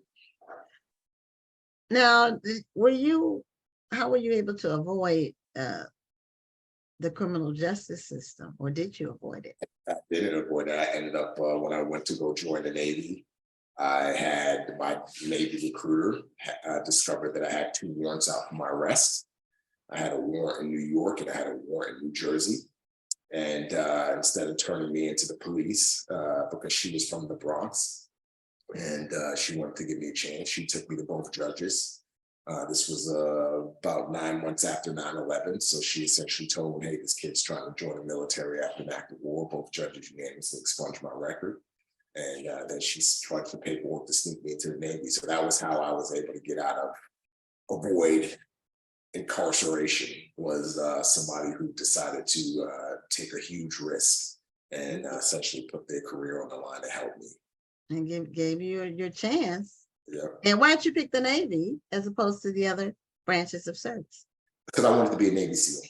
I wanted to be part of the best of the best. I didn't want to just serve, nothing against the regular Navy, but I didn't want to just serve in the regular Navy. I wanted to be part of the best unit and challenge myself. And then also I wanted to honor Tiana's, which was my recruiter's name. I wanted to honor her decision to go against the grain and sneak me into the Navy, because essentially the Navy said you cannot join because of your criminal history, because we can't trust you. But, she proved them wrong by sneaking me in. And by me operating at the highest level, I was able to hopefully pave the way for other kids from the inner city who make mistakes as young teenagers and just need a chance to get into the military. So that was another reason why I wanted to be a SEAL, because I wanted to show the government and the system that there are people who deserve a second chance, and we'll take advantage of it in a good way, not a negative way. So are you still in the Navy, or did you retire? Oh, no, I got out in 2016. Yeah, Oh, okay. I've been out since 2016. Yeah. So you served for how long? 13 and a half years. That's a long time. So how long does the Navy SEAL training take? Like It's about before 6 you're months. okay, before they named you a Navy SEAL. Yeah, so it's about in total, it's about 10 months because you have 6 months of basic underwater demolition SEAL training. And you have Okay. about 3 to 4 months of what's called SEAL qualification training. And then you get your trident and then you're officially a SEAL. Okay. So what's the hardest part about being a Navy SEAL? For those who might be, you know, our audience tends to be more mature, like over 30, but there might be some young people that watch this and might have an interest in being a Navy SEAL. So Yeah. What's the hardest part about it? Well, I didn't have a family most of my career. I didn't get married until late in my career. So it wasn't a hard part. It was all very enjoyable. I was gone a lot, but again, I didn't have a family at the time. I didn't have kids. So that wasn't hard to be on my own. So yeah, there wasn't really anything hard about it. I mean, it's you sign up for. I would say the hardest, whether in training or whether in on mission, guys get killed or die. That's the hardest part, I would say, because you build these such strong bonds with these guys. When there's a saying that when we suffer together, the people we suffer with are the people that we're often the closest to. And so when you suffer with other people through SEAL training and you build these inseparable bonds, and then you go off to war and then, or a mission, and then you have your brother who's gets killed. That's hard. Or you have somebody get killed in training. That's hard. So I would say that that's the hardest part. I wouldn't say just that's the hardest part about being a SEAL. I think that's the hardest part about being in the military in general, because when you raise your hand to defend a nation, you're also essentially giving up your life because you could die in any moment, even training. I've known a lot of people who died in training just in the regular Navy, not just in SEAL training, died in a training accident, on a flight deck or on a ship or whatever the case may be. So it's losing friends. yeah, well, that's true because they, they're in like some of the air exercises that they're doing, the helicopters or whatever, and it'll just be a training exercise, and there'll be a tragic loss. Yeah. So for this particular series, do you have the same character throughout? Yeah, Kali Ken is the lead character throughout the Chameleon Black Box series. Absolutely. Okay, all right. Yeah. And so he's like, is he a Navy SEAL or just No, he's a CIA agent. CIA? That's right. I was reading that. Yeah, He's our James Bond because we've never had a James Bond. We haven't. So They were talking about it at one time. I think weren't they saying Idris Elba, but they never. Yeah, but I think that I can't stand that. I hate the idea of taking a known character and just making him Black. I think that we as Black creatives and storytellers, I think we're smart enough to be able to create our own characters. I don't think we need to borrow a white character and just slap that character's name on us. I think that minimizes us as a people. I think that minimizes us as creators. And so I don't acknowledge Idris Elba as our James Bond. I acknowledge Kali Kent because he came out of my mind, and he is a Black character. So yeah. Well, at one time they were talking about having a Black woman and that didn't make any sense at all to me. I'm like, why? Yeah, and there's a Black woman in Chameleon named Nevaeh. She's a ghost agent, and again, she's a badass ghost agent. And she's Kali's right hand and the missions and stuff. So again, I wanted to create characters, keep them grounded, but create characters that come from where we come from, look like we look, but they're doing a job that we typically don't see people who look like us do. Well, with 13 years as a Navy SEAL, you said 13, right? 13 and a half years in the Navy. Majority of that time was a SEAL. You have a lot of material to draw from. this one, Yes. real life experiences, and you know, once you go through something in real life, it's easy to imagine the what if about how to make another story with similar, a similar plot, but not the same. Yeah, exactly. So, and you said a transformative image. So you work with human trafficking organizations. So we have Yeah. like 5 minutes left. Well, really Yeah. 4 minutes because I want to give away this book. Now, Okay. the trivia question that because we give away our books based on trivia. Yeah. The trivia question is the name of the person that you said people would have to read the book to get. So is it still okay for us to do that for the trivia question? Sure. Whatever Okay. trivia question you want to give away. Okay, I just wanted to make sure. I didn't want, because I wanted to let you know that that's what the trivia question, and it was already pre-arranged. Yeah. You know, we create them by reading, you know, the information, but people can go and Google. We make it so you can Google to get the answer. You don't have to have read the book for these trivias. So tell us about your work with the human trafficking organization. Yeah, so I mean, I know we got 5 minutes, so I'll keep it as short as possible. But you know, when I got out of the military 2016, I volunteered with a few different human trafficking nonprofits, and then fast forward to 2018, I went overseas with a human trafficking nonprofit, and I was, you know, this particular nonprofit employs former SEALs and other special forces guys and other agency guys and women as well to go rescue kids trapped in sex trafficking, specifically kids who are being sold to Americans who travel to this particular country to have sex with girls and boys as young as 11, 12, 13 years old. And so I was in this particular slum educating the parents because these particular parents would sell their children to traffickers in the northern part for money.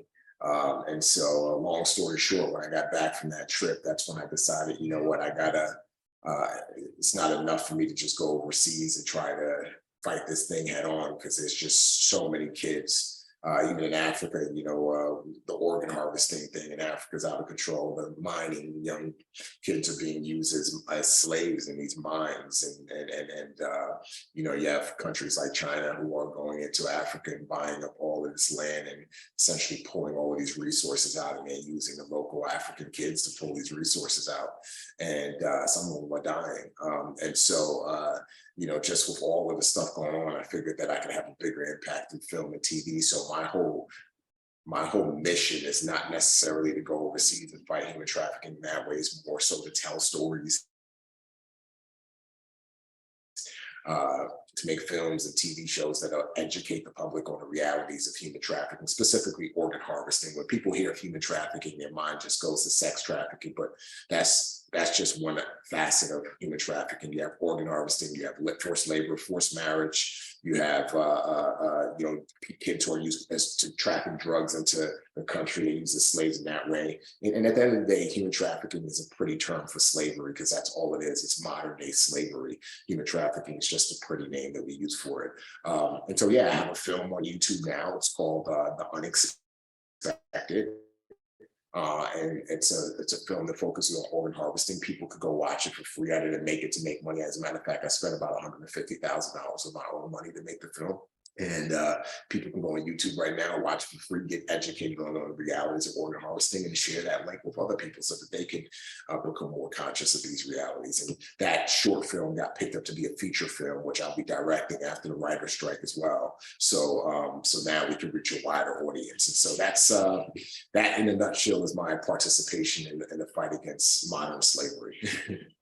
Wow. So you've got your hands in a lot of different projects and have a lot going on. Yes, with a lot of staying busy. Is part of being a Navy SEAL going without sleep? Yeah. There's a part of SEAL training called Hell Week that starts on Sunday, ends on Friday, no sleep. So I've gotten used to it. And plus I have 4 kids. So I haven't had a lot of sleep for a number of years anyway with my 4 kids. Yeah. Now Curtis Steverson Jr., he's a new viewer. He answered the trivia before I even had a chance to ask it. So Curtis, you get the book. Nice. You know, hey, you're ahead of the game. So you'll get your copy. Now, what you need to do, Curtis, because you're not one of our regular viewers, you need to DM us your mailing address so we can mail you your book. This is an advanced reading copy, so it's not the book, but it's the book, but it's just an advanced reading copy. So DM us your mailing address, say you won the copy of Chameleon, and we will mail your book to you, and it'll go out this week. So you'll get it very soon. So thank you so much, Remi, for being a guest on Black Authors Matter TV. And just all the success and all the things that you're doing. Thank you. I appreciate you. God bless you. Thank you for giving a platform for Black authors. Oh, well, we love it. And it goes, you know, the 2 hours goes by very fast. We have 4 guests every week, but it goes by very fast. Because each person has an individual story to tell. You know, that's awesome. There's no two are alike. Okay, well, we will be seeing you soon again. We hope when your next book comes out, your sequel to Chameleon, let us know. Yes, ma'am. Definitely will. Okay. Have a great evening. You too. God bless you. Same to you. Okay, everybody. That's it for this week. We'll be back next week on Black Authors Matter TV. I'm Gwen Richardson signing off, and have a great week. Thank you for tuning in, and join us next Tuesday at 7 p.m. Central, 8 p.m. Eastern for another edition of Black Authors Matter TV.